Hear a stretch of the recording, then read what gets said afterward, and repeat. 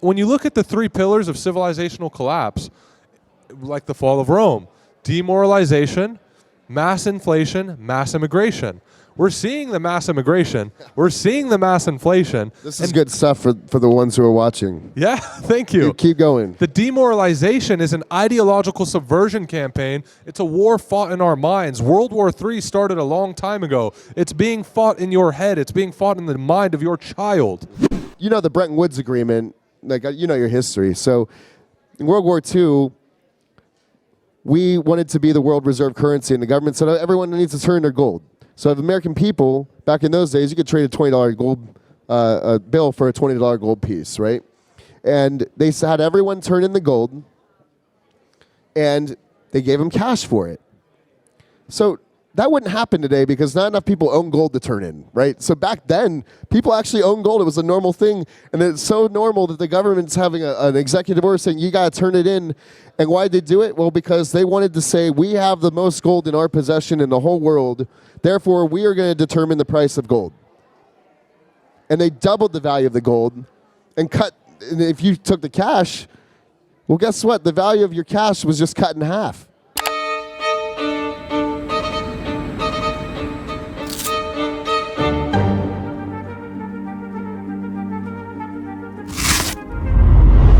Good evening, good morning, and good afternoon. My name is Justus Smith with Proverbs Media Group, and today we're coming to you live from CPAC 2025 in Washington, D.C. Today I have a very special guest, someone that we're very supportive of. We love his organization. We're big fans of Turning Point, Alexander Spellane.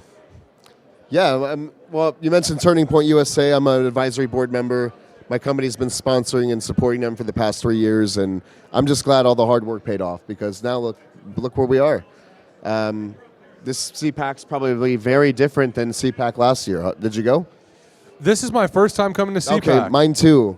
But what I can say is that there was like a huge energy at all these events, and I know I've seen on your Instagram and your booth here. You've been to a lot of those Turning Point events. Oh yeah, we love Turning Point. We love to contribute to them. I love Charlie Kirk, great guy. He's done interviews with us. He's a genius. And I'm a big fan too. Yes. Yeah. Your organization, after going to some of the galas for Turning Point and looking at the numbers of how it influenced the last election for Donald Trump, I don't think we would have won the election without Turning Point. I don't either. I 100% agree with that. We just called the bluff of the Democrats, and we beat the most powerful thing ever to exist in the history of the world. It's pretty awesome. Praise God. It's interesting. We sponsored 2 rallies that were just kind of these pop-up rallies. And they put it all together in 1 week. They said, hey, we're going to take the action arm of Turning Point. We're going to do a rally in Duluth, Georgia, and then one in Las Vegas, Nevada.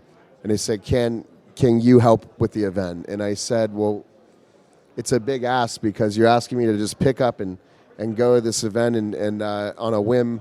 But I did it, and actually, that was an interesting trip because we also supported a movie called The Man You Don't Know. A co-executive producer, Derek Utley, shout out to Derek, he did a great job with that. And they premiered at Mar-a-Lago, so I contributed to the movie, and then we actually were going to go to Mar-a-Lago and back, but what happened was, because of the hurricanes, it delayed the movie premiere. So then all in that same week, they pushed back the movie premiere. So then it was the movie premiere, then it was Atlanta, then it was Las Vegas. So we had to do all 3 of these flights back to back. I spoke at both of the rallies, and those were 2 key states that Trump needed to win, Georgia and Nevada. So I absolutely think that Turning Point made a difference there, especially. Then you had, Wisconsin. They did that event in Detroit, which is right next to Wisconsin. So, I mean... they absolutely, beyond just contributing with the events, it's look at the numbers of the young people that voted. And that's really the difference. That's the difference. Another friend of mine, Cliff Maloney, helped a lot with the ballot chasing. And he spoke on a panel yesterday. So, everybody who is a part of Turning Point, definitely it wouldn't have happened without them. And it's interesting because now after 3 years of supporting them, I've seen how it's grown. Every single event has almost doubled in size from when we started. just last year, well, the year before, technically, now we're in 2025, but I was just at the gala in December, and that's when the numbers came out.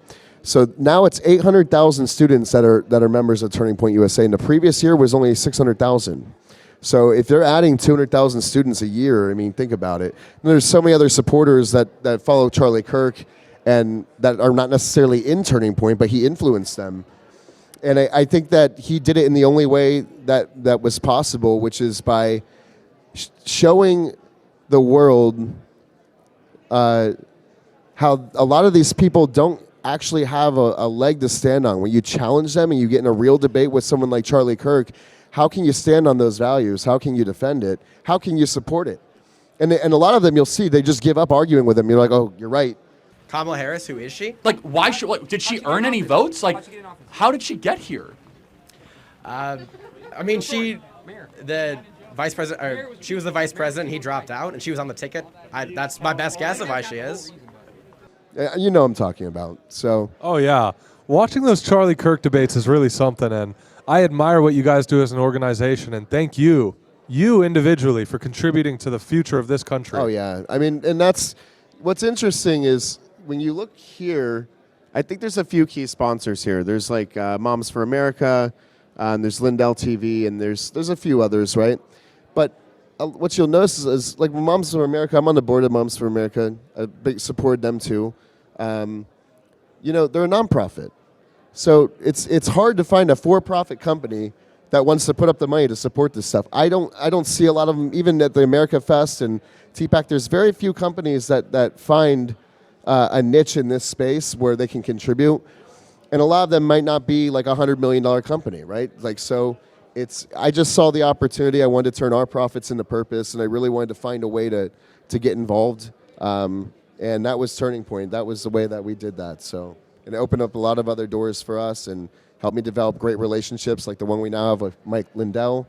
And, it's led me into rooms with people who I've become such great friends with. It's almost like I found my tribe, Yeah. So that's, for me, aside from, seeing Donald Trump get elected, now I'm confident we're going to take our country back. Aside from that, really the friendships I've made are probably the most rewarding part of it all. That's fantastic. Yeah. I love to hear that. I always like to know what people love most about what they do. How did you get involved with Turning Point? Well, I work for an organization here, Proverbs Media Group, founded by Elaine Beck. She's our CEO and founder. She brought me on as her COO. She's a major donor to Donald Trump, CPAC, Turning Point, and a lot of organizations. Wow. She has her own nonprofits that we work with as well. We like to make sure that we're housing service-disabled veterans, fixed income seniors, women and children who have been abused. And on top of that, what we're doing is building a platform where we can bring the intellectual, the academic, the religious, the Christian values, and find that intersection between the older generations and the younger generations, where I can talk to the Zoomers. I know about Kanye. I know about Skibbity Riz. But I also can talk economics with you, and we can really be like that platform to the intellectuals, to really anyone that has a powerful, profound story. We want to give you a voice.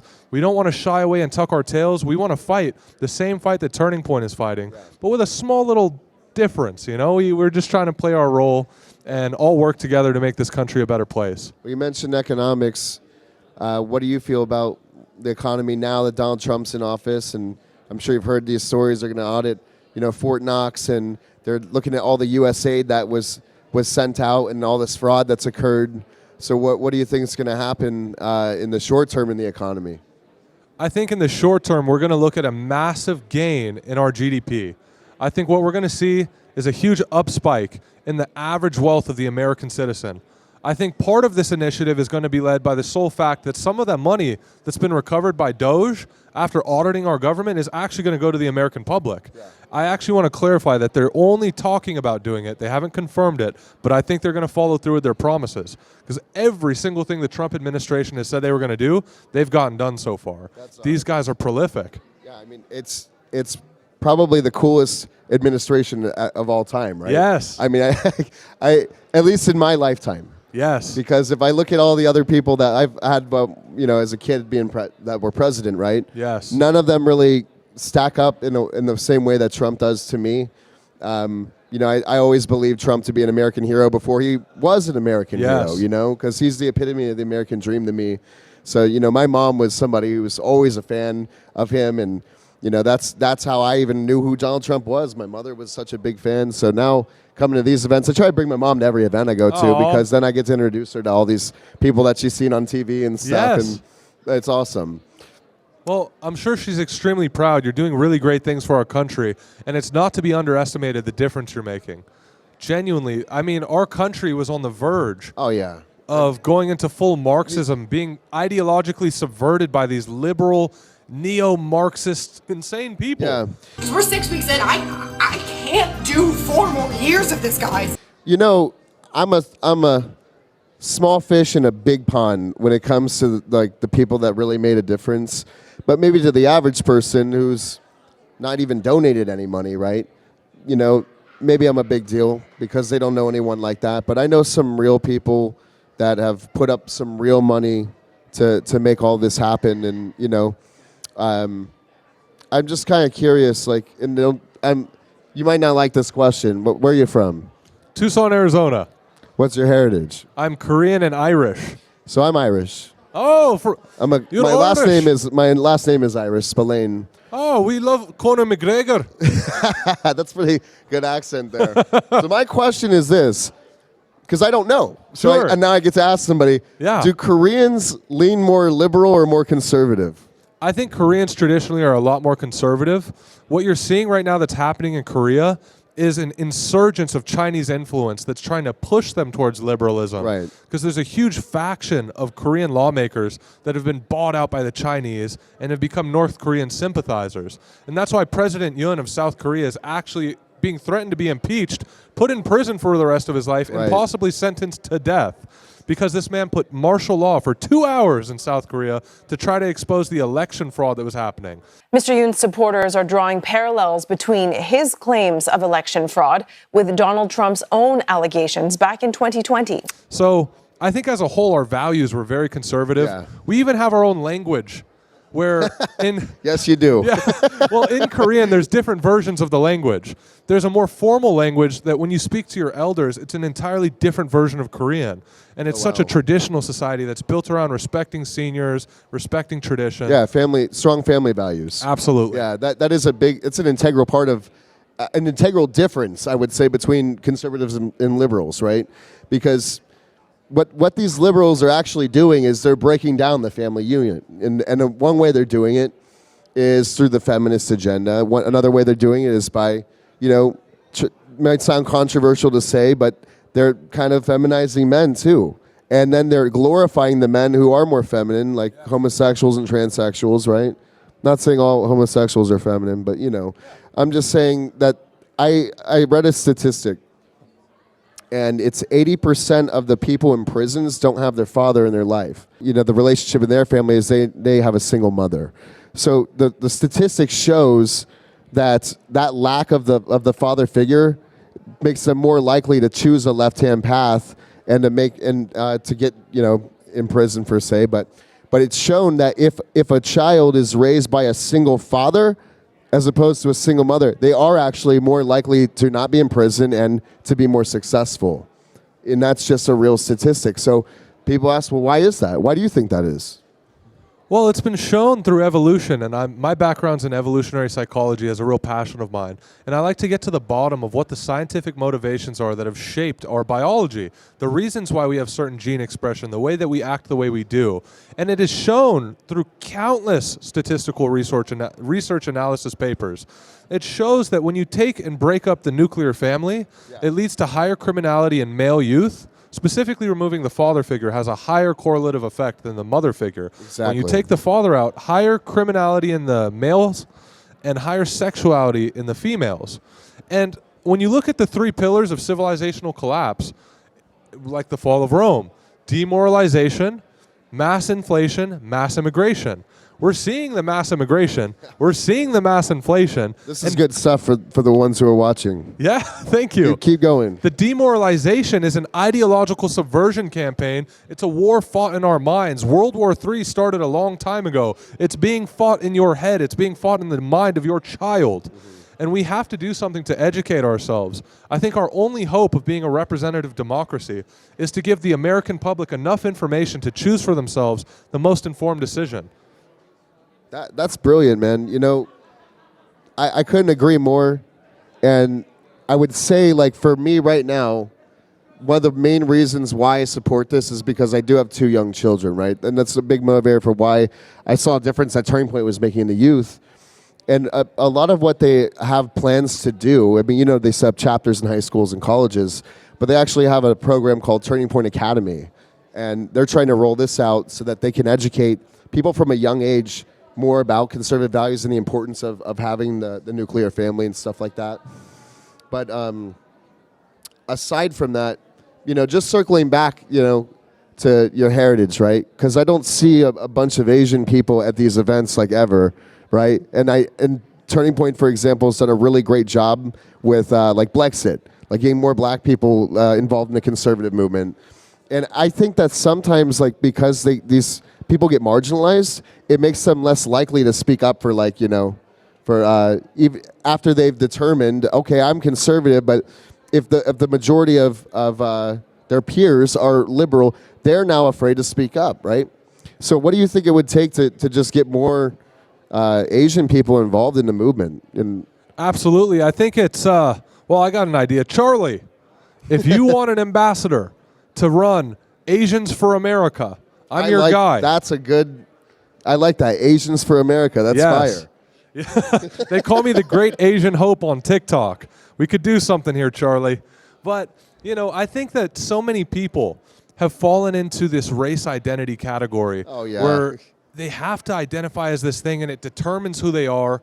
You know, growing up, I never even thought about the fact I was Asian. I was just like, you know, it never occurred to me. I was like, I'm just like everyone else. Yeah. You know, it wasn't factual, but I thought I was just like everyone else. And I think that we have to fight for our own identities whilst fighting with each other. But I do think it's important. It's an unserved community of Koreans, Japanese, Chinese, Vietnamese, Taiwanese, Filipino, all you guys. Look at your culture, look at your heritage. We are conservatives at heart.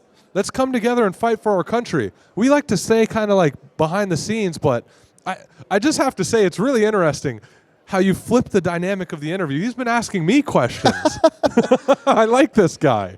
So I want to ask you, what inspired you most to get into politics originally? Well, I'm not in politics. I own a gold company. You know, I support conservative politicians. You know, I have a precious metals company, and I can tell you that the majority of people who buy gold and silver are conservative. That's why if you turn on Fox News, you see a lot of gold commercials. These people that sell gold, they know their audience. I know my audience.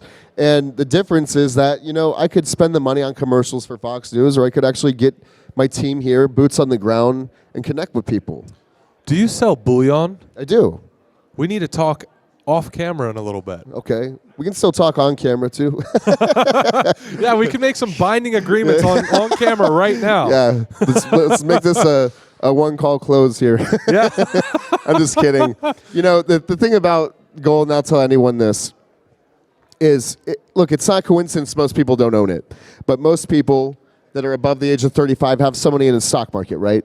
So why is that? Why do people have exposure to cryptocurrency and stocks, but most people don't own gold? It's funny, if I ask people, oh, do you own any gold? Yeah, I got some gold chains, I got a gold watch. No, that's not what I mean. What I mean is, do you have investment grade bullion? And do you have something that's physical, that is not coupled with a bank, not attached to the nation's debt, right?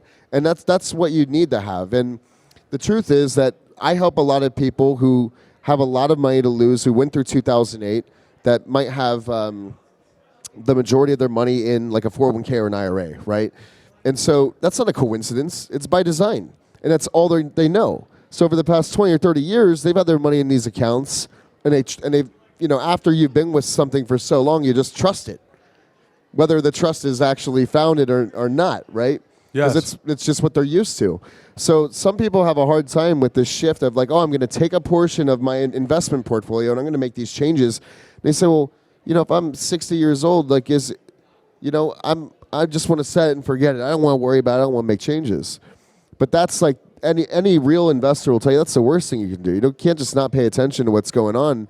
And, you know, you've got to make changes depending on the climate, right? Yes. And so what I would say is that if people, and this is where I'd like to see the people, the youth in Turning Point USA, this is what I'd like to educate them about. If you just did this, if you gradually bought gold and silver over a period of time throughout your life, and you said, I'm going to allocate 5% of my savings towards gold and silver, by the time you're 60, you don't have this problem, right? And you are diversified. But if the only thing that you do is you just let your employer take the money out of your paycheck, send it straight to Wall Street, right? And I could go on and on about this, but look, I don't trust Wall Street for one reason. Because I'm a conservative and we don't share the same values. They're the first companies that rolled out the DEI programs. They were big supporters of the BLM movement. And they just pandered to the minority class, and they're contributing to marginalizing people is what they're doing. And I don't like it. And I don't trust anyone with those kind of intentions. Yes. I just don't.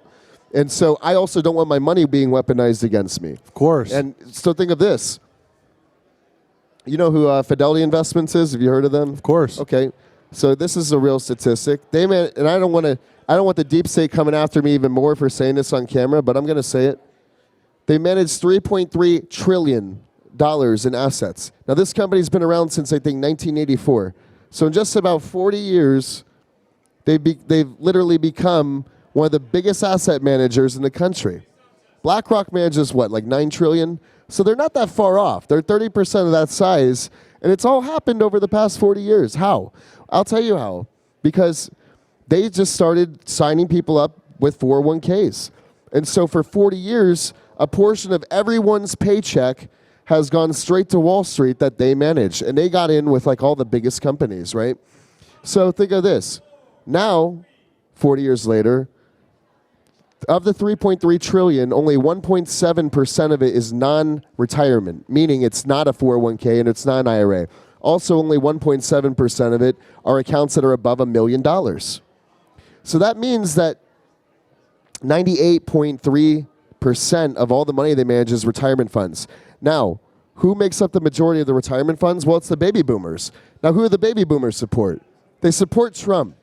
So all this money that Trump supporters have in these type of accounts, it's not going to the same causes that you and I and Trump are supporting. It's going to the left. So your money's actively being weaponized against you. So the message here is, look, if you can't vote with your wallet in everyday purchases, and you can't not drink a Starbucks coffee every day, or you can't go without a Bud Light and whatever it may be, shopping at Target, I don't know. If you can't do that in your everyday purchases, I get it, because we're all creatures of habit. But can you at least not leave your life savings in a position where these Democrats are in control of it and they're using it against us? Is that fair to ask? Absolutely. And that's one of the main reasons why I believe in our process of helping people liberate themselves from that system. Because when you own gold and silver, no one can borrow money against that. No one can leverage it. These banks can lend out 90% of the money that they have in assets under management. I heard Grant actually talking about that. Yeah. Like that $7 trillion that they printed. Mm-hmm. I heard him talking about this when I was over there and he was up here. Yeah. I mean, look at the scam this is. I say, look, leave your money with me. When can I get it back? Only when we're open. 9 to 5, no weekends, no holidays. Okay? So it's crazy, dude. It's crazy. By the way, let me tell you that I'm going to take your money, I'm going to lend it out 10 times. Right. So like the $7 trillion they printed here in the last 6 years, that's not $7 trillion. Everybody talks about $7 trillion. That's $70 trillion because it got dropped into a bank and then it got distributed around the world. Of that $7 trillion, it's $70 trillion that gets, because they literally take 90% of it and they lend it out. Wow. Wow. That's why. So think about it.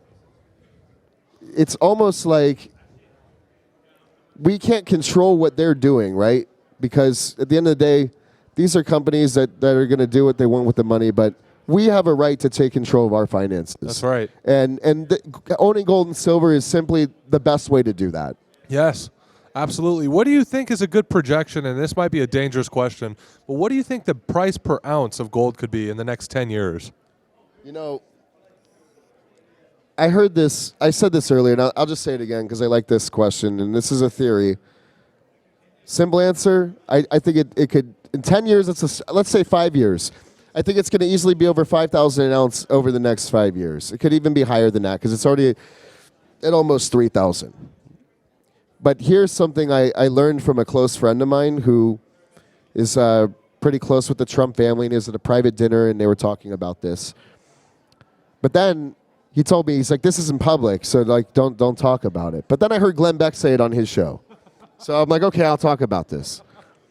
So, you know the Bretton Woods agreement, like you know your history. So in World War II, we wanted to be the world reserve currency, and the government said everyone needs to turn their gold. So the American people, back in those days, you could trade a $20 gold bill for a $20 gold piece, right?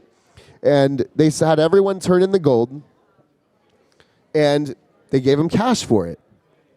So that wouldn't happen today because not enough people own gold to turn in, right? So back then, people actually owned gold. It was a normal thing. And it's so normal that the government's having an executive order saying, you got to turn it in. And why did they do it? Well, because they wanted to say, we have the most gold in our possession in the whole world. Therefore, we are going to determine the price of gold. And they doubled the value of the gold and cut. And if you took the cash, well, guess what? The value of your cash was just cut in half. Because now you have the cash value of what it was before they doubled it. So on the balance sheet, when they did this, gold was only $45 an ounce. On the balance sheet, it is still only $45 an ounce. And at least from what I've heard, these people talking about, right? So now you're hearing all these rumors, they're going to audit Fort Knox. They're going to start looking into if the gold's actually there. And so the idea is that, well, the government can do this one time. They can reset the value on the balance sheet. They could do it right now at $2,900. I think they're going to wait till it goes to $5,000 is what they're going to do. And guess what? That shrinks the balance sheet, eliminates debt that we have. And it puts us in a much better position, and it reaffirms us as a world reserve currency. Now, is it a coincidence that China, our main competitor for dominance in the world, is it a coincidence that they're the number one producer and the number one importer of gold? Is it a coincidence that J.P. Morgan is now flying all this gold in from London? I don't know if you saw an article about that. I read that they were literally paying people to take commercial planes and have them bring gold over. Wow. And they're concerned about tariffs that are going to be on gold, moving in and out of here. And so what we do know is that there's shortages of gold right now that are taking place in the COMEX, right? It's creating shortages. They don't have enough inventory. So for whatever reason, you see central banks, Russia, China, the rest of the BRICS nations, they're all hoarding all this gold. And that's part of the reason why it's going up. Now in 2022, it went up like 40%. They didn't stop there. They didn't say, oh, we wrote up these gains. They doubled down, and then they continued the buying. Now it's up 80%. And it's only continuing. They haven't slowed down. So that alone, look, would you rather have what the banks are selling you, or would you rather have what the banks are buying? And if you don't own gold, that's just to dumb this down, that's the single most simple reason why you should want it. Yes. Brother. See, this is why I start asking you questions, because you pause, and it's almost like, what, like right now. I'm just taking times to process. You're you're dropping heavy bars here. You've really offered some serious value to our viewers. I was named America's youngest gold expert, not because I'm an expert on digging up gold and getting it out of the ground, because I'm an expert at selling it. And I've sold a lot of it. I'm just saying. I love it. Oh, so, man. Enough about gold, Yes. Now the sun's down. It's about to be Shabbat. Are you Jewish? No. Shalom. No, I'm not Jewish either. I have a bunch of friends. They're either going to the Reagan dinner or they're going to the Shabbat dinner tonight. Oh, yes. So that's right. I'm actually going to be having dinner with Mike. Excellent. So, yeah, it's really good to be here. Yes. How much gold do you own? A measly amount. Measly. Well, like you asked me before, you want to have a deeper conversation. I'm happy to help you. If I can plug it in yes, for I this would love event, to. We have a special offer for a CPAC. Go to cpacgold.com. You can qualify for up to $20,000 in free silver. Everyone that opts in just with that link for a limited time for this event We're going to send you out a free silver coin, and we're happy to get you an information guide. My company is Fisher Liberty Gold. Amazing. Brother, it's been such a pleasure to talk to you. Just thanks I for hope we having can me do on. this again. Absolutely.